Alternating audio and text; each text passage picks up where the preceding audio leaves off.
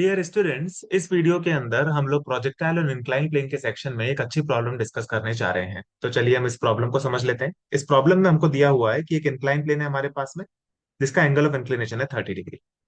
उसके ऊपर हमने एक पार्टिकल को इनिशियल वेलोसिटी यू से प्रोजेक्ट किया है, और इस पार्टिकल का जो एंगल ऑफ प्रोजेक्शन है वो है 60 डिग्री विद द हॉरिजॉन्टल, यानी कि एक्स एक्सिस से इसका एंगल 60 डिग्री है, इंक्लाइन प्लेन से 60 डिग्री नहीं। ठीक है। तो ये जो पार्टिकल है ये इस तरह से जाकर के इंक्लाइन प्लेन पे किसी पॉइंट बी पे जाकर के टकरा जाता है। तो हमको इसकी रेंज निकालनी है, ए बी निकालना है, और हमको ये भी दिया हुआ है कि time of flight of the particle जो है वो टी है। ठीक है, तो हम इस क्वेश्चन को पढ़ लेते हैं। Time taken by the projectile to reach from A to B is T, then the distance A B is equal to, हमको इसकी range distance A B calculate करनी है। ठीक है। और मैं चाहूंगा कि आप इस क्वेश्चन को दो मेथड से सॉल्व करें, क्योंकि मैं खुद भी आपको इस वीडियो के अंदर दो मेथड बताने वाला हूं। तो आप दो मेथड से इस क्वेश्चन को सॉल्व करें। तो अब आप क्या कर सकते हैं कि एक बार आप वीडियो को पॉज कीजिए, खुद से एक बार क्वेश्चन को ट्राई कर लीजिए, उसके बाद में आप मेरे सॉल्यूशन से लर्न कीजिए। ठीक है स्टूडेंट्स, तो मैं होप कर रहा हूं कि आपने इसको सफिशिएंटली ट्राई कर लिया है। तो अब हम इसके सॉल्यूशंस देखते हैं। इस वीडियो में मैं आपको इस प्रॉब्लम के दो सॉल्यूशंस बताने वाला हूं। मेथड टू एक स्मार्ट और इजी सॉल्यूशन है, मेथड वन एक लेंथी सॉल्यूशन है, लेकिन आपको दोनों मेथड आने चाहिए। आप जब मेथड वन को सीख जाएंगे उसके बाद में आपको रियलाइज होगा कि मेथड टू कितना आसान है उसके कंपैरिजन में, और मेथड टू एक स्मार्ट मेथड है। मेथड टू को मैंने इस वीडियो के एंड में डिस्कस किया है, मेथड वन पहले मैं आपको बताऊंगा। तो वीडियो को पूरा आप ध्यान से देखें, तभी आपको पूरी अंडरस्टैंडिंग मिलेगी। और एज ए स्टूडेंट आपको दोनों मेथड आने चाहिए। केवल ये नहीं कि स्मार्ट मेथड हम सीख गए, हमको रेगुलर मेथड भी पता होना चाहिए। करेंगे एग्जाम में हम स्मार्ट मेथड से, लेकिन हमको जो बहुत ऐसे स्मार्ट मेथड नहीं है वो भी हमको पता होने चाहिए कि वो होते क्या हैं। ठीक है, so that we have the complete understanding of the subject. तो चलिए हम लोग आगे बढ़ते हैं, पहला सॉल्यूशन देखते हैं। तो पहला सॉल्यूशन, पहले सॉल्यूशन में हम लोग यहाँ पे इंक्लाइन प्लेन प्रोजेक्टाइल वाले कंसेप्ट को यूज करके इस क्वेश्चन को सॉल्व करेंगे। ठीक है, इंक्लाइन प्लेन प्रोजेक्टाइल मेथड।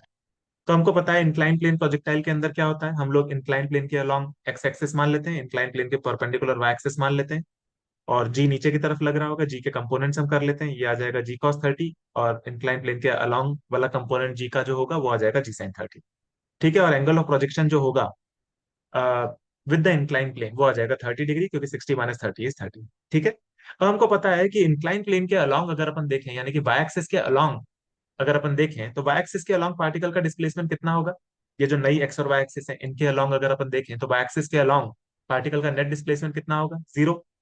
और वाई एक्सिस के अलोंग एक्सेलरेशन कितना है, जी कॉस 30। तो हम वाई एक्सिस के अलोंग क्या करते हैं, S is equal to UT plus half A T square लगा देते हैं, ताकि हमको टाइम के लिए एक इक्वेशन मिल जाएगी। टाइम हमको दिया हुआ भी है टी, है ना, तो उसके लिए अपन इक्वेशन बना लेते हैं। तो अपन लिख सकते हैं 0 = UT plus half A T square. You की वैल्यू हमने डाल दी यू साइन 30, टी की जगह टी डाल दिया, minus of half into G cos 30 into T square, क्योंकि नेगेटिव वाई डायरेक्शन को हम लोग नेगेटिव ले रहे हैं। जी कॉस 30 नेगेटिव आएगा और यू साइन 30 पॉजिटिव आएगा, इसलिए ये इक्वेशन बन गई। तो हमको टाइम के लिए ये इक्वेशन यहाँ पे मिल गई। जो टाइम हमको ऑलरेडी दिया हुआ है उसके लिए हमने एक इक्वेशन नंबर वन तैयार कर ली। ठीक है। अब हमको निकालनी है ए बी की वैल्यू। तो A B is like range of the particle. तो रेंज को हम लोग कैसे कैलकुलेट करेंगे, इंक्लाइन प्लेन के अलोंग हम लोग लगा देंगे S is equal to UT plus half A T square. तो इंक्लाइन प्लेन के अलोंग तो इनिशियल वेलोसिटी होगी वो होगी u cos 30 into t plus half into a T square. A की वैल्यू होगी माइनस ऑफ जी साइन 30, जिसके कारण बीच में माइनस आ गया है, मल्टीप्लाइड बाय टी स्क्वायर। ये हमारे पास में आ गई सेकंड इक्वेशन। ठीक है, तो हमने ए बी के लिए इक्वेशन तो बना ली है। अब अगर हम इक्वेशन नंबर वन और टू को सॉल्व करते हैं तो आंसर आ जाता है। लेकिन देखिए इसमें एक मजेदार बात मैं आपको बताता हूँ। यहाँ पे सारे आंसर्स के अंदर टी की एक सिंगल पावर आ रही है ना, स्क्वायर में नहीं है टाइम, यहाँ पे एक सिंगल पावर में है। टी की पावर वन है चारों ऑप्शंस में। तो इससे हमको देख के समझ में आता है कि हमको इक्वेशन वन और टू को इस तरह से सॉल्व करना पड़ेगा कि सिंगल पावर बचे टी की, स्क्वायर पावर ना बचे। ठीक है ना, लेकिन हम देख सकते हैं इक्वेशन नंबर टू के अंदर टी की स्क्वायर पावर है। तो हमको इस इक्वेशन को इस तरह से सॉल्व करना पड़ेगा कि ताकि टाइम की एक सिंगल पावर बचे। तो अपन इसको क्या कर सकते हैं कि जो पहला वाला टर्म है यू कॉस 30 इंटू टी, इसको तो हम एज इट इज लिख लेते हैं। कॉस 30 की वैल्यू होती है √3/2, तो ये हमने लिख लिया। फिर इसके बाद में 1/2 इंटू जी साइन 30, जी साइन 30 को आप जी/2 लिख सकते हो, तो इसको भी हमने एज इट इज लिख लिया। फिर जो टी स्क्वायर की टर्म थी उसको हम दो पार्ट में स्प्लिट कर लेते हैं, टी इंटू टी। ठीक है। और एक टी की वैल्यू हम इक्वेशन नंबर वन से डाल देते हैं। तो इक्वेशन नंबर वन से हम ये बोल सकते हैं कि साइन 30 की वैल्यू हमने डाल दी 1/2, कॉस 30 की वैल्यू हमने डाल दी √3/2, और जब आप उसको सॉल्व करते हो तो वो आ जाएगा 2u/g इंटू 1/√3। ठीक है ना, ये अपने पास में वैल्यू बच जाएगी।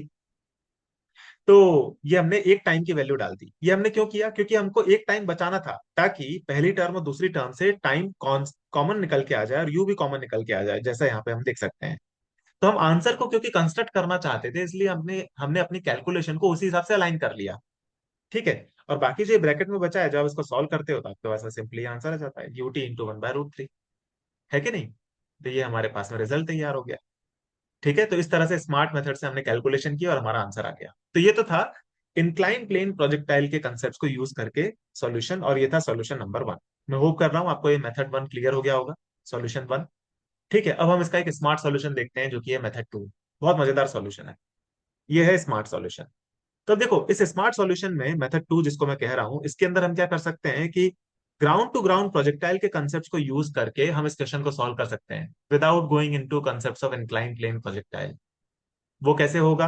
देखो, हमको पता है कि ये जो एंगल ऑफ इंक्लिनेशन है 60 डिग्री, ये ग्राउंड से दिया हुआ है। तो ग्राउंड के अलॉन्ग जो हॉरिजॉन्टल कंपोनेंट आएगा, वेलोसिटी का यू cos 60 आएगा। टाइम ऑफ फ्लाइट हमको दिया हुआ ही है, यानी कि पार्टिकल टी टाइम में कितना हॉरिजॉन्टल डिस्टेंस ट्रेवल करेगा, एसी के बराबर का ट्रेवल करेगा। इस पॉइंट को मैंने सी नाम दे दिया है। तो एसी जो डिस्टेंस होगी वो simply you cos 60 into T हो जाएगी। है कि नहीं?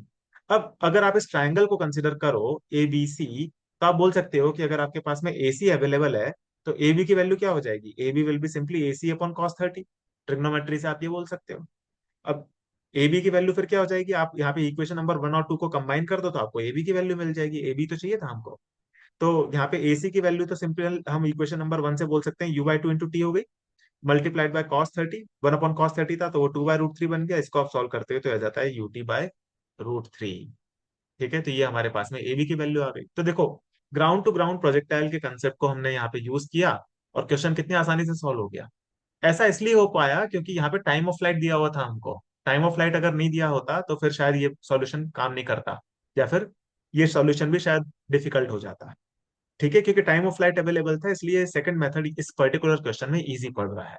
ऐसा हर क्वेश्चन में इजी पड़ेगा, इस बात की कोई गारंटी नहीं है, क्योंकि अलग अलग प्रॉब्लम्स में आपको अलग अलग डेटा दिया जाएगा, तो वहां पे कोई एक पर्टिकुलर सॉल्यूशन दूसरे के कंपैरिजन में इजी पड़ सकता है। ठीक है। पर इस क्वेश्चन के लिए ये स्मार्ट सॉल्यूशन भी आपको समझ में आना चाहिए कि इस तरह से भी प्रॉब्लम्स को हम कर सकते हैं। कई बार बच्चे क्या सोचते हैं कि अगर इंक्लाइन प्लेन से जुड़ी हुई कोई प्रॉब्लम दी हुई है, तो हमको इंक्लाइन प्लेन के कंसेप्ट यूज करके ही करना पड़ेगा, हमको आता ही यही वाला आइडिया है दिमाग में डायरेक्टली।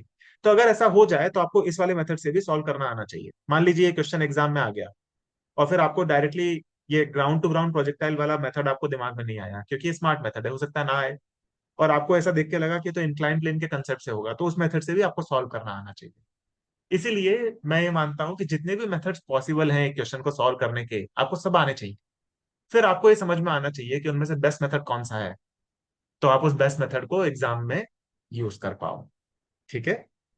तो मैं होप कर रहा हूँ स्टूडेंट्स कि आपको ये पूरा का पूरा सॉल्यूशन और ये प्रॉब्लम समझ में आ गई होगी। इसी तरह के कॉन्सेप्ट्स और प्रॉब्लम्स के साथ में हम मिलेंगे आने वाली वीडियोस में। Thank you, bye.